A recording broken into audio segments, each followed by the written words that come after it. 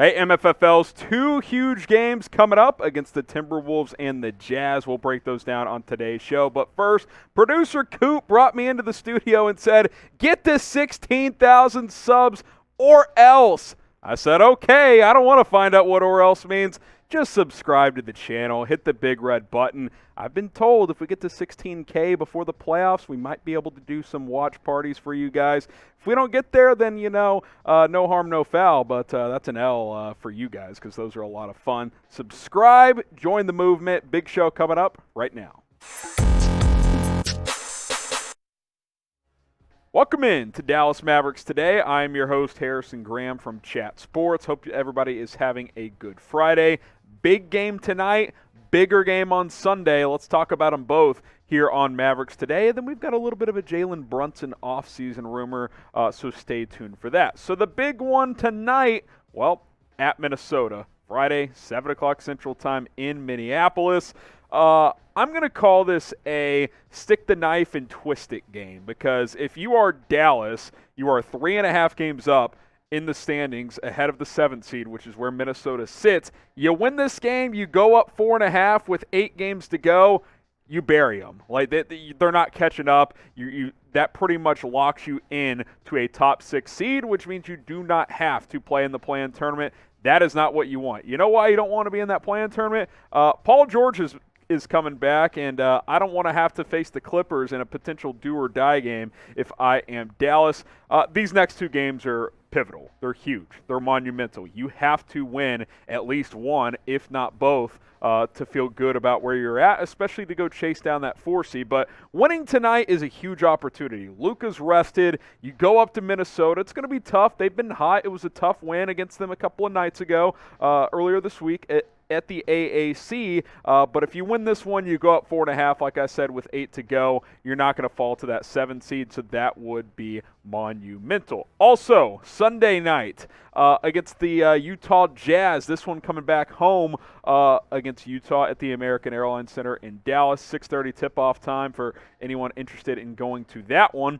Why is this one big? Well, look at the records. As of now on Friday, this is kind of a, hey, winner jumps into control of the 4 seed. And I should mention, too, that for Dallas to get the 4 seed over Utah, they can't finish tied in the standings. Even if you win this game and the season series ties at 2, Utah has the tiebreaker because they're going to win their division most likely, and Dallas will not because they're not going to catch up to Memphis. So you really kind of need to win this game if you're going to get the 4 seed. We'll take a look at the remaining schedules for both of these teams, but a huge opportunity. You win tonight, you go win on Sunday. Utah plays tonight. If they lose tonight and you beat them head-to-head, you're 2 games up with 7 games to go for the inside track of that number 4 seed. Big opportunities coming up for the Dallas Mavericks. How many wins will the Mavs get over these next 2 games? 0, 1, or 2? Got to be at least 1. Can't go 0-2 because then the pressure ramps up for the final 7. If you split this, I'm cool. If you win 2, you're feeling great. So let us know, 0, 1, or 2, how many wins for the Mavericks over these next pair of games. We should catch you guys up on the Western Conference standings as the Phoenix Suns, Memphis Grizzlies, Golden State Warriors, and Utah Jazz, and Dallas Mavericks sitting there tied at 4th. Utah has the tiebreaker, though. As I mentioned, 6 through 10, you kind of have a nice little cushion now, 2.5 up on Denver, 3.5 up on Minnesota, 8 through 10 jockeying for better positioning in that play-in tournament. What you don't want is to fall to 7. That's why beating Minnesota would be huge because, again, you go up 4.5 games with 8 games to go. Now, I want to look at the remaining schedule for Dallas and for Utah. Here's Dallas's remaining schedule. At Minnesota tonight. First, Utah Sunday. We've talked about those 2 games in great detail already. The Lakers a couple of days later on Tuesday at home. Back-to-back road game against Cleveland, so that's going to be tough on the second night of 2 games. LeBron and the boys will probably bring it at the AAC. And then your final 5 are as follows. At Washington, a game you should win. At Milwaukee, probably a game you'll be projected to lose. Pistons on the road, and then a pair of home games that you should be favored in Portland and against San Antonio. Now, the Utah Jazz remaining schedule at the Hornets tonight, which, the Hornets have been playing better. It's a road game, kind of a 50-50 type of game. Plus, the Jazz got blasted in Boston in their last East Coast game, so we'll see. That Mavs game on Sunday, like we mentioned. Then they go to the Clippers on the West Coast before facing the Lakers. So, I could see the Clippers maybe getting them there. At Golden State, that's a tough one. Next, Memphis at home. They've been playing really good even without Ja Morant. Shout out my guy Desmond Bane there. The Thunder come to Utah after that. Phoenix comes in. That's going to be tough. At Portland, you never know. I'll be honest, I think the Mavs schedule is actually slightly easier. If you could split these first two out of the remainder of the 9, I think the Mavs have the inside track. I'll say this right now. If Dallas beats Utah on Sunday, they're getting the 4 seed. I truly believe that. I think the schedule lines up in their favor. I like the way this team's playing right now. Utah's been a little up and down. They lost by 30 in Boston. That's a team Dallas beat a couple of weeks ago on Kevin Garnett's retirement jersey night.